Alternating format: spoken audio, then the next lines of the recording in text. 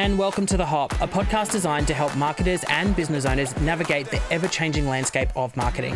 I'm your host, Matt Taylor Farrington, and the owner of Purple Bunny Marketing. And today I am joined by Kira from River 949. Hi. Hello. And we're going to do a bit more of a deep dive into radio and when it's effective to use call to action advertising. Perfect. So let's get started. We're flying solo. No question sheet in my hand this week. I know. Nick got up me because apparently it was rummaging and making sounds in the mics. So apparently I've got to start remembering what we're talking about. Shock horror. So, call to action. Obviously, it's important in any business that they need to run call to action based campaigns. Yes. But when and why should I run, and how, I guess, should I run them on radio? Okay.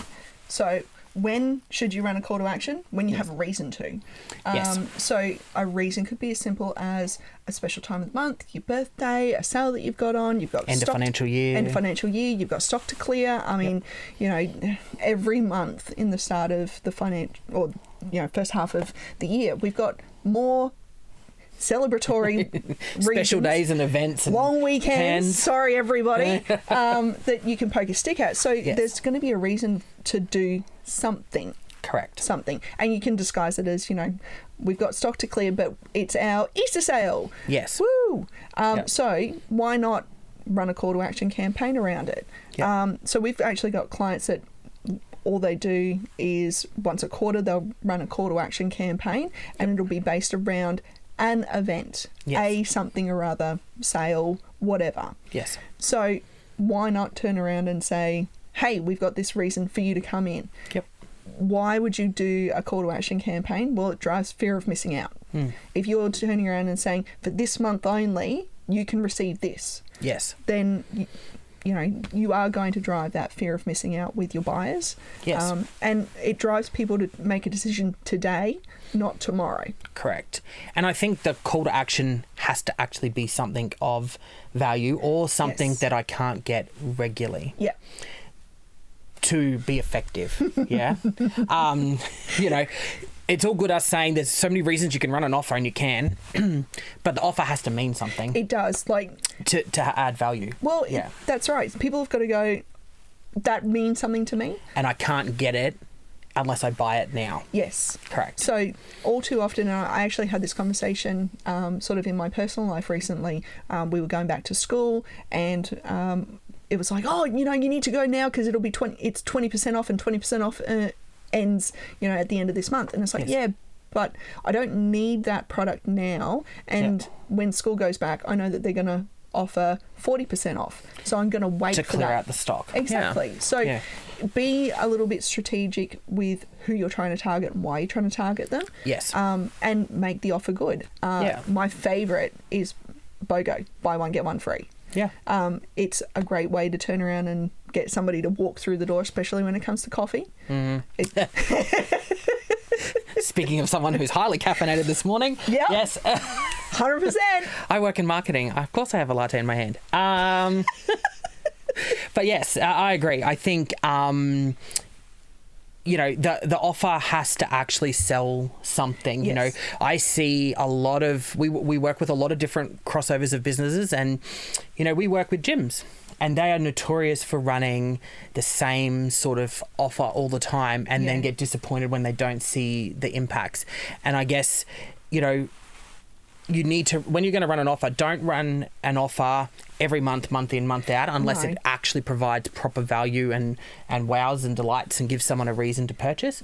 But if you are going to run something, pick your peak times of the year, when you're going to do it, have a plan, and make that offer actually mean something. Don't put something up that, you know, in 2 months' time when business is slow or whatever, you're going to run that offer again, because it just means that people are going to go, oh, I can go in at any time and get that offer. Why come in now? Well, you've trained your consumers to expect a lower 100%. rate, and that's what what I just mentioned before is the fact that I'm trained now to know I'm going to get a great offer when school actually goes back, and I can stock up for next year. So you know, that's something that I have been trained by this company Yes. to expect.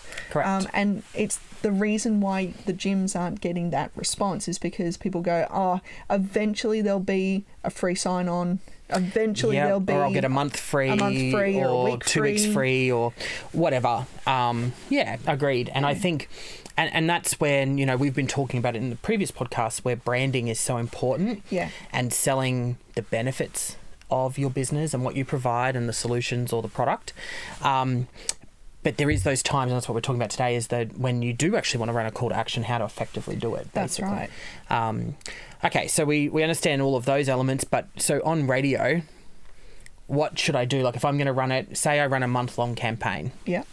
and I've got some amazing offer that I can't get at any other time of the year from said business. What would your recommendations be from a radio perspective? Do I do a short, sharp burst on air? Do I go hard the whole month? You know, what would be your kind of suggestion in that space? It depends on your budget. Yep. At the end of the day. Yes. If you turned around and said, well, actually, I've got a sale weekend coming up, Yep. and I can advertise for, you know, say it's mid-month, advertise for those first 2 months, concentrate on particular weekends. Yep. Maybe you're not even looking at doing a full 2 weeks. Maybe Yes. we're just doing 9 days. Yep. And we're going really hard for those 9 days. What do I mean by really hard for those 9 days? I'm talking 10 plus commercials per day. Yep. And we want to be telling people why they need to be in there, when the offer's actually happening, because at the end of the day, there's 2 things that'll happen. Yes. You'll get your early people that'll ring up and say, can I get this offer now? Yes. As a business owner, make your decision. Correct. Are Yes. you going to offer it early, or are you going to make them wait, or are you going to say yes to the sale right then? Yeah. So be prepared for that.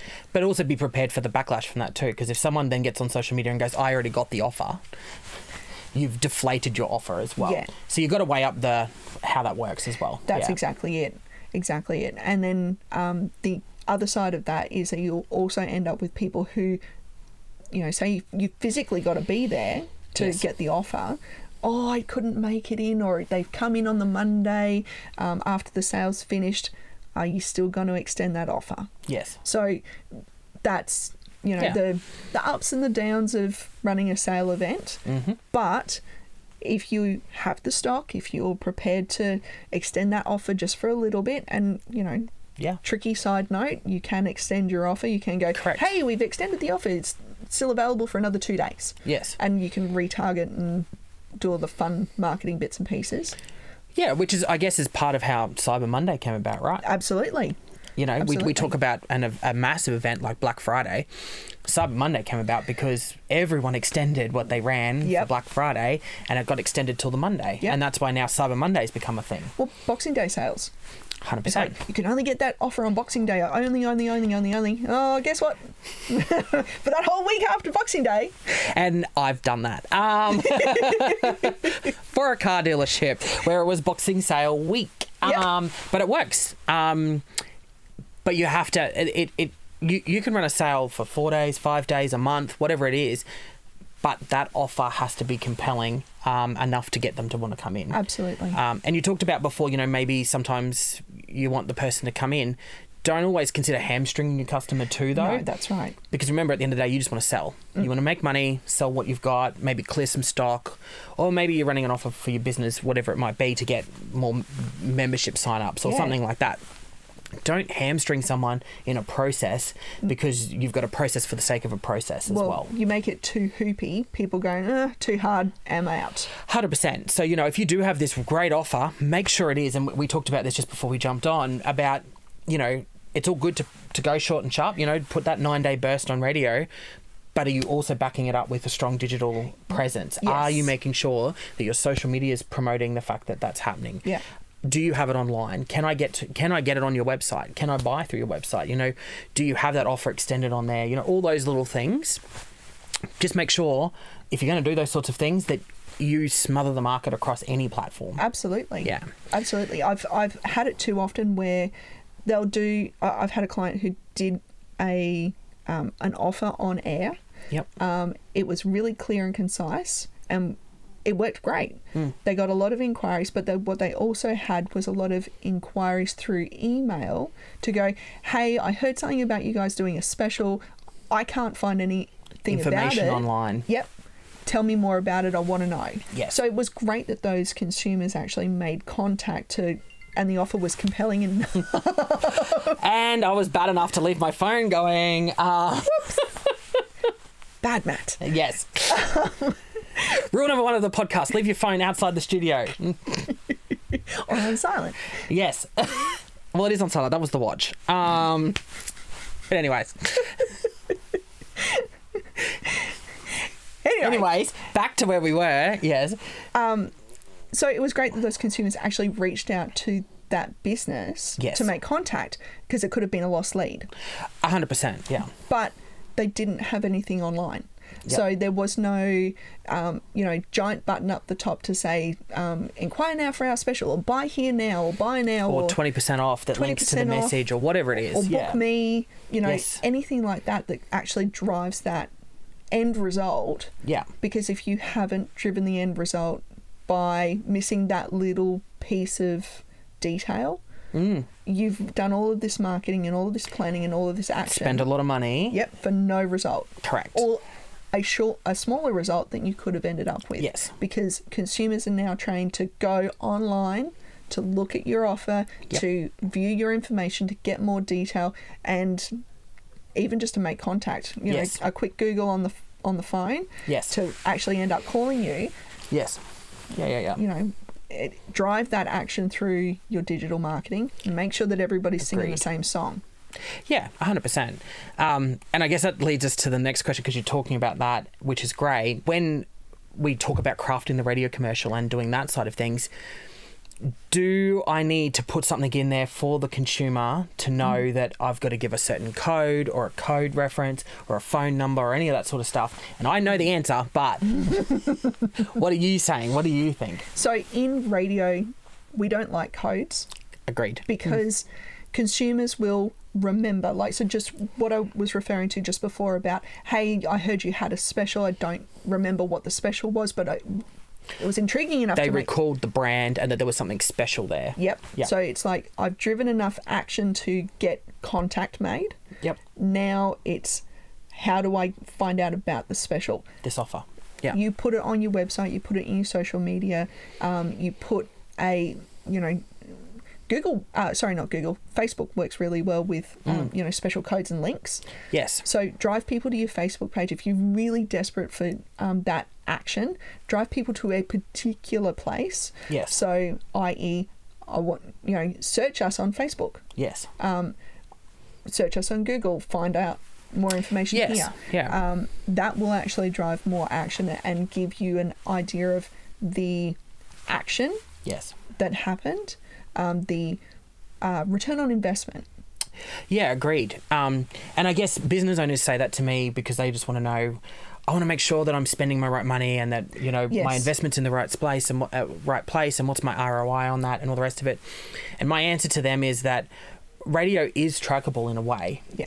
But not through those means. And those are very old school methods and ways of thinking to put it into radios. No one's going to remember a code. It's like when someone says to me, I put a QR code on my billboard. So while someone's driving at 100 kilometers, you're expecting them to take a photo. It's just little things like that that, look, we understand. And I'm a business owner too. I understand you've got to get the best, you want to get the best bang for your buck. Yeah. For me, the best way to track something is to actually see website traffic. Yeah. Because the biggest thing or social media traffic, if you're pushing them there, the biggest thing radio can do for you is push people to your online platform. Yeah. Yes, it will drive people in, definitely, and people may ring because people do that. Yeah. But my view is to always look at your digital traffic and look at, okay, so I ran radio here. Did I see a spike in that traffic and alignment there? And it is a measure that you can use to determine the success of a campaign. Absolutely. But don't always just think that because you didn't see that traffic at that time that it didn't work. There's also things where there can be prolonged stuff that can happen.